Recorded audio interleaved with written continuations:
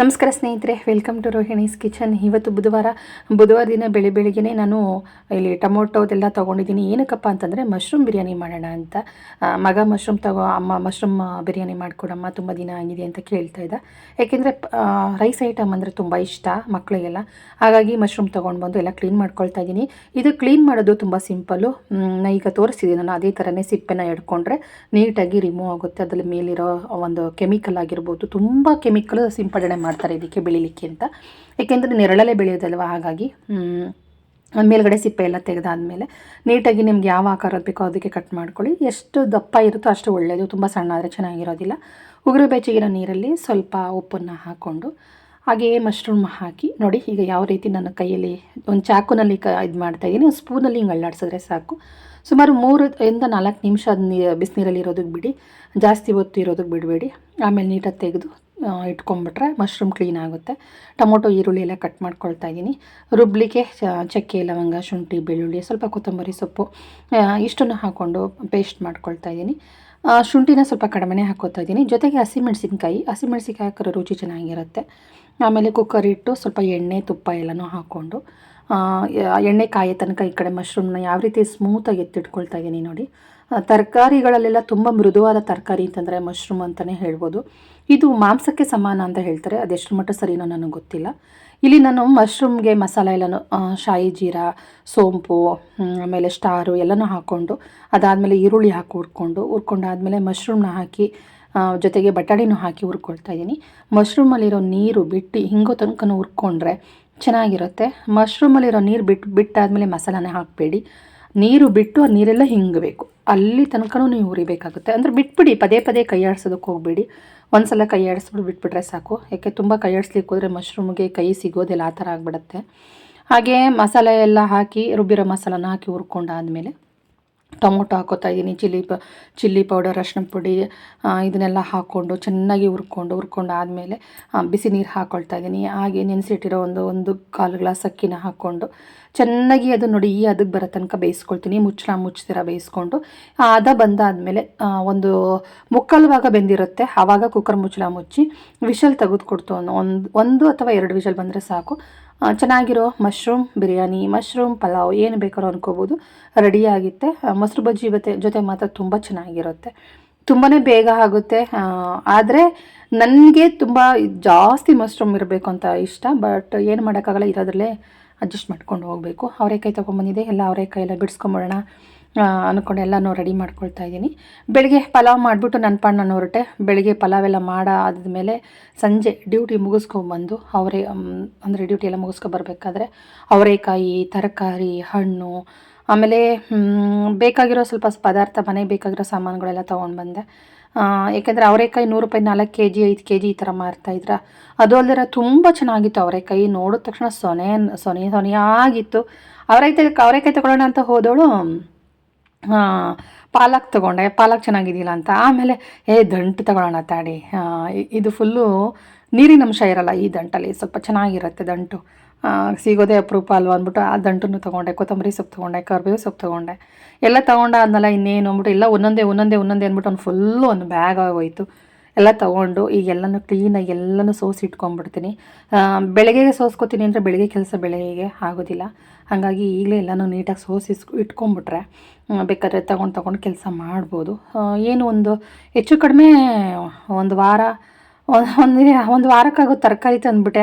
ನನಗೆ ಅನ್ನಿಸ್ತಾಯಿದೆ, ನಾನು ಯಾಕೆ ಇಷ್ಟೊಂದು ತಂದೆ ಅಂತ. ಇರಲಿ, ಪರವಾಗಿಲ್ಲ, ಏನೂ ಮಾಡೋಕ್ಕಾಗಲ್ಲ. ಆಮೇಲೆ ತರಕಾರಿಗಳೆಲ್ಲ ತೊಗೊಂಡು ಬಂದಿದೆ. ಕ್ಯಾರೆಟು, ಬೀನ್ಸು, ಬೀಟ್ರೋಟು ಎಲ್ಲ ತಂದೆ. ಹಾಗೆ ಒಂದು ಅರ್ಧ ಮೂರು ಹೂವು ತೊಗೊಂಡು ಬಂದೆ. ಯಾಕೆಂದರೆ ನಾಳೆ ಗುರುವಾರ ಬೇರೆ ಅಲ್ವಾ, ಮನೆ ಹತ್ರ ಹೂವನವ್ರು ಬರೋದಿಲ್ಲ, ಬಂದರೂ ಸಹ ಚೆನ್ನಾಗಿರೋದಿಲ್ಲ. ಹಂಗಾಗಿ ಇಲ್ಲರ ಒಂದು ಕಡೆ ನಾವು ಚಾಯ್ಸ್ ಮಾಡಿ ತಗೊಬರ್ಬೋದು ಅಂತ ಒಂದು ಅರ್ಧ ಮಾರು ಇರಲಿ. ವರ್ತನೆ ಕೊಡೋರು ಬರ್ತಾರೆ ಶುಕ್ರವಾರ, ಸೋಮವಾರ, ಅವ ತೊಗೊಂಡ್ರೆ ಆಯ್ತು ಅಂದ್ಬಿಟ್ಟು ಒಂದು ಅರ್ಧ ಮಾರು ತೊಗೊಂಡು ಬಂದೆ. ಹಾಗೆ ಹಸುವಿಗೆ ಅವರೆಕಾಯಿ ಸಿಪ್ಪೆನ ಎಲ್ಲನೂ ಸುಲಿದಿರೋ ಅವರೆಕಾಯಿ ಸಿಪ್ಪೆನೇ ಬೇರೆ, ಆಮೇಲೆ ಸೊಪ್ಪಿಂದು ಎಲ್ಲ ದಂಟೆಲ್ಲ ತೆಗೆದಿರ್ತಲ್ಲ ಬೇರೆಲ್ಲ, ಅದೇ ಬೇರೆ ಎಲ್ಲನೂ ತೆಗೆದಿಡ್ತಾ ಇದ್ದೀನಿ. ಯಾಕೆಂದರೆ ಈ ದಂಟೆಲ್ಲ ಹಸು ತಿನ್ನೋದಿಲ್ಲ, ಕಸ್ತವ್ರಿಗೆ ಹಾಕ್ಬಿಡ್ತೀನಿ. ಅವರೆಕಾಯಿ ಸಿಪ್ಪೆ ಮಾತ್ರ ಮನೆ ಮುಂದೆ ಹಾಕಿದಾಗ ಎಲ್ಲ ಕ್ಲೀನಾಗಿ ತಿನ್ಕೊಂಡು ಹೊಟ್ಟೋಗ್ಬಿಡುತ್ತೆ ಹಸು. ಹಾಗಾಗಿ ಅದೆಲ್ಲ ಆದಮೇಲೆ ಎಲ್ಲ ಫುಲ್ಲು ಹಣ್ಣೆಲ್ಲ ತೊಗೊಂಡು ಬಂದಿದೆ. 100 ರೂಪಾಯಿಗೆ 1.5 kg ಕಿತ್ತಳೆ ಹಣ್ಣು ಅಂತ ಹೇಳಿದರು. ಹಾಗೆಯೇ ಆಯಾ ಸೀಸನಲ್ಲಿ ಏನೇನು ಬರುತ್ತೋ ಆ ಹಣ್ಣು ತೊಗೊಂಡ್ಬಿಡ್ತೀನಿ. ಯಾಕೋ ತುಂಬ ದಿನ ಆಗಿತ್ತು ನೋಡಿ ದಾಳಿಂಬೆ ತಿಂದು. ಹಾಗಾಗಿ ತೊಗೊಂಡ್ಬರೋಣ ಅಂತ ಹೋದೆ. ಅದು 150 ರೂಪಾಯಿ ಕೆಜಿ. ಇದು ನೋಡಿದ್ರೆ 100 ರೂಪಾಯಿಗೆ 1.5 ಕೆಜಿ. ಯಾವುದು ಹೇಳಿ ಕಿತ್ತಳೆ ಹಣ್ಣು. ಒಂದು ಸೀಸನ್ ಬಂದಾಗ ಇನ್ನೊಂದು ರೇಟ್ ಕಡಿಮೆ ಆಗುತ್ತೆ, ಇಲ್ಲಾಂದರೆ ಜಾಸ್ತಿ ಆಗುತ್ತೆ. ಹಾಗೆ ತರಕಾರಿಗಳು ಇಲ್ಲಿ ನಾನು ಇದು ತೊಗೊಂಡು ಬಂದಿದ್ದೆ. ಕ್ಯಾರೆಟು, ಬೀಟ್ರೂಟು, ಆಮೇಲೆ ಗೆಡ್ಡೆಕೋಸು ಅಂತ ಹೇಳ್ತೀವಲ್ಲ, ಅದು ತೊಗೊಂಡು ಬಂದಿದ್ದೆ. ಬೀಟ್ರೂಟ್ ತಿಂದು ಖಾಲಿಯಾಗಿತ್ತು. ಮಗ ಬೇರೆ ಬೀಟ್ರೂಟ್ ಜ್ಯೂಸೇ ಮಾಡಿಲ್ಲ ಅಂತ ಹೇಳ್ತಾ ಇದ್ದ. ಏನಕ್ಕ ನೀವು ಬೀಟ್ರೂಟ್ ಜ್ಯೂಸ್ ಮಾಡೋದೆಲ್ಲ ತೋರಿಸೋದೇ ಇಲ್ಲಲ್ಲ ಅಂತ ಹೇಳಬೇಡಿ. ಎಷ್ಟೋ ಸಲ ನಾನು ಕ್ಯಾರೆಟು, ಬೀಟ್ರೂಟು ಅದೆಲ್ಲ ತರಕಾರಿನೂ ಹಾಕಿ ಜ್ಯೂಸ್ ಮಾಡಿಬಿಡ್ತೀನಿ. ತರಕಾರಿ ಮತ್ತು ಫ್ರೂಟ್ಸು ಎರಡನ್ನೂ ಮಿಕ್ಸ್ ಮಾಡಿ ನಾನು ಯಾವತ್ತೂ ಜ್ಯೂಸ್ ಮಾಡೋದಿಲ್ಲ, ಯಾಕೆಂದರೆ ಆರೋಗ್ಯಕ್ಕೆ ಅಷ್ಟು ಒಳ್ಳೆಯದಲ್ಲ ಅಂತ ನನ್ನ ಅನಿಸಿಕೆ. ಎಷ್ಟೋ ನೋಡಿದ್ದೀನಿ ನಾನು ತರಕಾರಿಗಳು ಮತ್ತು ಇದನ್ನೆಲ್ಲ ಹಾಕಿ ಡ್ರೈ ಫ್ರೂಟ್ಸು ಮತ್ತು ಹಣ್ಣುಗಳೆಲ್ಲ ಹಾಕಿ ಜ್ಯೂಸ್ ಮಾಡಿ ಕುಡಿದ್ಬಿಡ್ತಾರೆ. ತುಂಬ ಹೆಲ್ತಿಗೆ ಅದು ಪ್ರಾಬ್ಲಮ್ ಆಗುತ್ತೆ. ಆರೋಗ್ಯಕ್ಕೆ ಸಣ್ಣ ಆಗಬೇಕು ಅಂತ ಮಾಡೋರು ಅಥವಾ ಬೇರೆ ಥರ ಏನಾರು ಡಯಟ್ ಮಾಡೋರು ದಯವಿಟ್ಟು ಅದನ್ನು ಆಯಾ ಕಾಲಕ್ಕೆ ತಕ್ಕಂತೆ ಏನೇನು ಫ್ರೂಟ್ಸ್ ಇರುತ್ತೆ ಅದೇ ಫ್ರೂಟ್ಗಳು ಜ್ಯೂಸ್ ಮಾಡ್ಕೊಳ್ಳಿ. ಇಲ್ಲಾಂದರೆ ತರಕಾರಿ ಜ್ಯೂಸ್ಗಳು ಮಾತ್ರ ತರಕಾರಿ ಜ್ಯೂಸ್ ಮಾಡ್ಕೊಳ್ಳಿ, ಎಲ್ಲನೂ ಮಿಕ್ಸ್ ಮಾಡಿ ಮಾಡಬೇಡಿ. ಇದರಿಂದ ಏನಾಗುತ್ತೆ ಅಂದರೆ ಆರೋಗ್ಯದಲ್ಲಿ ಏರುಪೇರಾಗುತ್ತೆ. ಬೇಕಂದರೆ ನೀವು ಡಾಕ್ಟರ್ನ ಖಂಡಿತ ಕಾಂಟ್ಯಾಕ್ಟ್ ಮಾಡಿ ನೀವು ಕೇಳ್ಬೋದು, ತರಕಾರಿ ಮತ್ತು ಫ್ರೂಟ್ಸ್ ಎಲ್ಲ ಸೇರಿಸಿ ಜ್ಯೂಸ್ ಮಾಡಿ ಕುಡಿಬೋದು ಅಂತ. ಅವರೇ ನಿಮಗೆ ಸಜೆಷನ್ ಕೊಡ್ತಾರೆ. ಯಾಕೆ ನನ್ನ ಅನಿಸಿಕೆ ಅನ್ನೋದಕ್ಕಿಂತ ಹೆಚ್ಚಿಗೆ ನನಗೂ ಡಾಕ್ಟ್ರೇ ಹೇಳಿದ್ದು ಇದನ್ನೆಲ್ಲ ಮಿಕ್ಸ್ ಮಾಡಿ ಕುಡಿಬಾರ್ದು ಅಂತ. ಹಾಗಾಗಿ ಬಂದು ಸಂಜೆ ಅವರೆಕಾಯಿ ಸೊನೆ ಆಗಿತ್ತಾ, ಇನ್ನು ಅವರೆಕಾಯಿ ಸಿಕ್ಕಿದ್ರೆ ನನ್ನ ಕೈಲಂತೂ ಒಂದು ನಿಮಿಷನೂ ಇರೋಕ್ಕಾಗಲ್ಲ. ಬೇಗ ಮಸಾಲೆ ಸಾಂಬಾರು ಮಾಡಿಬಿಡೋಣ ಅವರೆಕಾಯಿ ಹಾಕಿ ಅಂದ್ಬಿಟ್ಟು. ಹಂಗೂ ನಮ್ಮ ಮನೆಯವರು ಬೆಳಿಗ್ಗೆನೂ ಪಲಾವ್ ಮಾಡಿದ್ಯಾ, ಈಗಲೂ ಮಸಾಲೆ ಸಾಂಬಾರ ಅಂದರು. ಬಟ್ ಬೆಳಿಗ್ಗೆ ಪಲಾವ್ ನಮ್ಮ ಮನೆಯವ್ರು ತಿನ್ನೋದಿಲ್ಲ. ಅವ್ರಿಗೆ ರೊಟ್ಟಿ ಮಾಡಿಕೊಟ್ಟಿದ್ದೆ, ರವೆ ರೊಟ್ಟಿ ಮಾಡಿ ಉಪ್ಪು ಖಾರ ಹಾಕಿ ಸ್ವಲ್ಪ ತುಪ್ಪ ಹಾಕ್ಕೊಟ್ಟಿದ್ದೆ. ಇನ್ನೊಂದು ಸ್ವಲ್ಪ ಮೊಸರು ಹಾಕ್ಕೊಟ್ಟಿದ್ದೆ. ಅವರು ಜಾಸ್ತಿ ಇಷ್ಟಪಡ್ತಾರೆ ಮೊಸರು ತುಪ್ಪ, ಯಾವುದೋ ಒಂದು ಇದ್ರೂ ಸರಿ ಇಲ್ಲ, ಪಲ್ಯ ಇದ್ದರೂ ಓಕೆನೆ. ಹಂಗಾಗಿ ನೀವೇನು ತಿಂದಿಲ್ವಲ್ಲ ಬಿಡಿ ಅಂತಂದ್ಬಿಟ್ಟು ನಾನು ಅವ್ರಿಗೆ ಸುಮ್ಮನೆ ಬಾಯಿ ಕಟ್ಟಿದೆ. ಎಲ್ಲ ಆದಮೇಲೆ ತರಕಾರಿ ಎಲ್ಲ ಸಾಂಬಾರೆಲ್ಲ ಮಾಡೋಕ್ಕಿಟ್ಟೆ. ಆಮೇಲೆ ಮುದ್ದೆ ಮತ್ತು ರೈಸೇ ಮಾಡ್ಕೊಂಡ್ರೆ ಆಯಿತು ಅಂದ್ಬಿಟ್ಟು. ಇನ್ನೂ ಸ್ವಲ್ಪ ಟೈಮ್ ಉಳಿದಿತ್ತು. ಇನ್ನು ಟೈಮ್ ವೇಸ್ಟ್ ಮಾಡೋದು ಬೇಡ, ಇನ್ನೂ 1 ಅವರ್ ಟೈಮ್ ಇದೆ ಮಿಕ್ಕಿದ ಕೆಲಸಗಳು ಮಾಡ್ಕೊಳ್ಳೋಕ್ಕೆ. ಅಲ್ಲಿ ತನಕ 1 ಅವರ್ ಟೈಮ್ ಯಾಕೆ ವೇಸ್ಟ್ ಮಾಡೋದು ಅಂದ್ಬಿಟ್ಟು ಪೂಜೆ ಸಾಮಾನು ತೊಳೆದೇ ಇರಲಿಲ್ಲ. ಇದನ್ನು ಹಾಗೇ ಇಟ್ಬಿಟ್ಟಿದೆ. ತೋರಿಸೋಣ ಎಲ್ಲನೂ ಯಾವ ರೀತಿ ಕ್ಲೀನ್ ಮಾಡ್ಕೋಬಹುದು. ಇನ್ನು ಟೂತ್ ಪೇಸ್ಟಿಂದ ಆದರೂ ಸರಿ, ಟೂತ್ ಪೌಡರಿಂದ ಆದರೂ ಸರಿ. ಕೋಲ್ಗೇಟ್ ತೊಗೊಂಡಿದ್ದೀನಿ ಇಲ್ಲಿ ಟೂತ್ ಪೌಡರ್ನ. ಅದರಿಂದ ಯಾವ ರೀತಿ ಈಸಿಯಾಗಿ ಕ್ಲೀನ್ ಮಾಡ್ಕೋಬೋದು ತೋರಿಸೋಣ ಅಂದ್ಕೊಂಡು ತೋರಿಸ್ಲಿಕ್ಕೆ ಹಾಗೆ ಇಟ್ಟಿದೆ. ಇದನ್ನು ನೀಟಾಗಿ ಟೂತ್ ಪೇಸ್ಟ್ಗಿಂತ ಪೌಡರು ಬೆಸ್ಟು, ಕೋಲ್ಗೇಟ್ ಪೌಡರು ನಿಜಕ್ಕೂ. ಅದಕ್ಕೆ ಸ್ವಲ್ಪ ಸಬೀನ ಹಾಕೋಬೋದು, ಬಟ್ ನಾನು ಸಬೀನ ಹಾಕಿಲ್ಲ ಇಲ್ಲಿ. ಬರೀ ಸ್ವಲ್ಪ ಒಂದು ಸಲ ಕೈಲಿ ಹಚ್ಕೊಂಡು ನಾರು ತೋರಿಸಿದ್ನಲ್ಲ, ಅದು ತೆಂಗಿನಕಾಯಿ ಚಿಪ್ಪಿನ ನಾರು, ಅದು ಆ ನಾರನ್ನು ಹಚ್ಕೊಂಡು ಕ್ಲೀನಾಗಿ ಉಜ್ಕೊಳ್ತಾ ಇದ್ದೀನಿ. ಕಾರಣ ಏನಂದರೆ ಸ್ಕ್ರ್ಯಾಚಸ್ ಬೀಳೋದಿಲ್ಲ.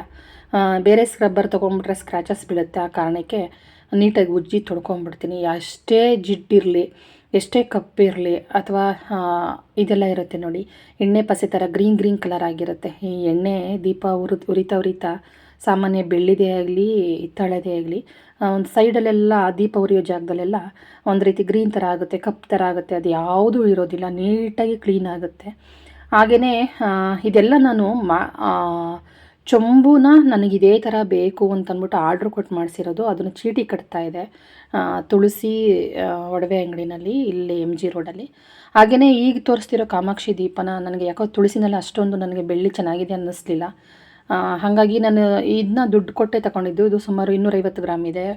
ಇಷ್ಟೇ ಗ್ರಾಮಿಗೆ ಇದೇ ಥರ ಬರಬೇಕು ಅಂದ್ಬಿಟ್ಟು 2-3 ಸಲ ಮಾಡಿಕೊಟ್ರು. ನಾನು ವಾಪಸ್ ಮಾಡಿ ಮತ್ತೆ ರಿಟರ್ನು ಅದನ್ನು 3-4 ಸಲ ನಾನು ಬೇಡ ಅಂತ ನೋಡ್ಬಿಟ್ಟು ಕ್ಯಾನ್ಸಲ್ ಮಾಡಿದ್ದೀನಿ. ಯಾಕೆಂದರೆ ಸ್ವಲ್ಪ ಸಂಪ್ರದಾಯಗಳು ಜಾಸ್ತಿ, ಹೀಗೆ ಇರಬೇಕು ಹಾಗೆ ಇರಬೇಕು ಅಂತ. ಕೌಂಟಿಂಗ್ ಏನು ಮಾಡಲ್ಲ ನಾನು, ಅದರ ಸುತ್ತ ಪ್ರಭಾವಳಿ ಇರುತ್ತಲ್ಲ, ಅದೇನು ಕೌಂಟಿಂಗ್ ಮಾಡೋದಿಲ್ಲ. ನನಗೆ ಈ ಕಡೆ ಸೈಡ್ಗೆ ಏನೇನು ಬೇಕಿದೆ ಇದೆ ಸ್ವಲ್ಪ ಯಾಕೋ ಮುಕ್ಕಾದಂಗೆಲ್ಲ ಅನ್ನಿಸ್ತಾ ಇತ್ತು. ಹಾಗಾಗಿ ಸುಮಾರು 4-5 ಸಲ ಅದನ್ನು ರಿಟರ್ನ್ ಮಾಡಿ ನನಗೆ ಹೀಗೆ ಇರಬೇಕು, ಇಲ್ಲಾಂದ್ರೆ ವಾಪಸ್ ದುಡ್ಡು ಕೊಡಿ ಅಂತ ಕೂತ್ಕೊಂಡಾಗ ನೀಟಾಗಿ ಕ್ಲೀನಾಗಿ ಮಾಡಿಕೊಟ್ರು.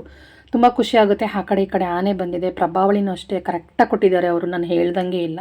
ನೋಡೋಣ ಅಂದ್ಬಿಟ್ಟು ಅದು ಟಿ ವಿಲೆಲ್ಲ ನೋಡಿದ್ಮೇಲೆ ಈ ಥರ ನಾನು ಇದು ಮಾಡಿದೆ. ಹಾಗೆಯೇ ಈ ದೀಪಗಳನ್ನ ದೀಪಲ ಕಂಬಳ ಇದೆ, ಅದನ್ನು ನಾನು ದುಡ್ಡು ಕೊಟ್ಟು ತೊಗೊಂಡಿದ್ದು. ಲಕ್ಷ್ಮೀ ಮುಖವಾಡ ನನ್ನ ಸ್ನೇಹಿತೆ ಕೊಡಿಸಿದ್ದು. ಏಕೆಂದರೆ ನಾವು ತೊಗೋಬಾರ್ದು ಅಂತಂತೆ, ಅದೇನೋ ನನಗೆ ಗೊತ್ತಿಲ್ಲ, ಅವ್ರು ಹೇಳಿದ್ರು ಅಂದ್ಬಿಟ್ಟು ನನಗೆ ಕೊಡಿಸಿದ್ರು. ನಾನು ಅವರು ತೆಗೆದುಕೊಟ್ಟೆ, ಅವರು ನಾನು ತೆಗೆದುಕೊಟ್ರು. ಇನ್ನು ಇದನ್ನೆಲ್ಲ ನೀನು ತೆಗಿಯೋದು ಇನ್ನು ನೆಕ್ಸ್ಟ್ ಇಯರೇ. ಅದಕ್ಕೆ ಏನು ಮಾಡ್ತೀನಿ, ವೈಟ್ ಕಾಟನ್ ಬಟ್ಟೆನಲ್ಲಿ ಈ ಥರ ನೀಟಾಗೆಲ್ಲ ತೊಳೆದಾದ್ಮೇಲೆ ಕ್ಲೀನಾಗಿ ಎಲ್ಲ ನೀರೆಲ್ಲ ಹೋಗೋ ತನಕ ಅದು ಮತ್ತು ಬರಬಟ್ಟೆಲೆಲ್ಲ ಕ್ಲೀನಾಗಿ ಒರೆಸ್ಬಿಟ್ಟು ಆಮೇಲೆ ಈ ಥರ ವೈಟ್ ಬಟ್ಟೆನಲ್ಲೇ ಸುತ್ತಿ ಕ್ಲೀನಾಗಿ ಒಂಚೂರು ಗಾಳಿ ಆಡಬಾರ್ದು. ಆ ಥರ ಅಂದರೆ ಓಪನ್ ಇರಬಾರ್ದು. ಗಾಳಿ ಆಡುತ್ತೆ ಕಾಟನ್ ಬಟ್ಟೆ ಅಂದರೆ, ಓಪನ್ ಇರಬಾರ್ದು. ಈ ಥರ ನೀಟಾಗಿ ಸುತ್ತಿ ಇಟ್ಬಿಡ್ತು ಅಂದರೆ ನೆಕ್ಸ್ಟ್ ಇಯರ್ ತನಕನೂ ಒಂದು ಚೂರು ಕಪ್ಪಾಗಿರೋದಿಲ್ಲ. ಬೇಕಾದ್ರೆ ನಾನು ಚಾಲೆಂಜ್ ಮಾಡ್ತೀನಿ, ಆಯಿತಾ? ನೋಡಿದ್ರಲ್ಲ ಸ್ನೇಹಿತರೆ, ಇವತ್ತಿನ ವಿಡಿಯೋ ಏನನ್ನಿಸ್ತು? ಯಾವುದೇ ಬೆಳ್ಳಿ ಪದಾರ್ಥಗಳಾಗಿರಲಿ ವೈಟ್ ಬಟ್ಟೆನಲ್ಲಿ ಮತ್ತು ಸೀರೆ, ರೇಷ್ಮೆ ಸೀರೆಗಳನ್ನು ಅಷ್ಟೇ ವೈಟ್ ಕಾಟನ್ ಬಟ್ಟೆನಲ್ಲಿ ದಯವಿಟ್ಟು ಮಡ್ಚಿಡಿ, ಕಪ್ಪಾಗೋದಿಲ್ಲ ಅದು ಬಾರ್ಡ್ರೆಲ್ಲ. ಕಾಟನ್ ಬಟ್ಟೆ ವೈಟ್ದು, ಆಯಿತಾ? ವಿಡಿಯೋ ಇಷ್ಟ ಆದರೆ ಲೈಕ್ ಕೊಡಿ. ಹೊಸ್ದಾಗಿ ನೋಡ್ತಾ ಇರೋರು ಸಬ್ಸ್ಕ್ರೈಬ್ ಮಾಡ್ಕೊಳ್ಳಿ. ನಿಮ್ಮ ಅನಿಸಿಕೆ ಅಭಿಪ್ರಾಯಗಳನ್ನು ಕಮೆಂಟ್ ಹಾಕಿ ಅಂತ ಹೇಳ್ತಾ ವಿಡಿಯೋ ಮುಗಿಸ್ತಾ ಇದ್ದೀನಿ. Thank you. ನೆಕ್ಸ್ಟ್ ವಿಡಿಯೋದಲ್ಲಿ ಸಿಗ್ತೀನಿ.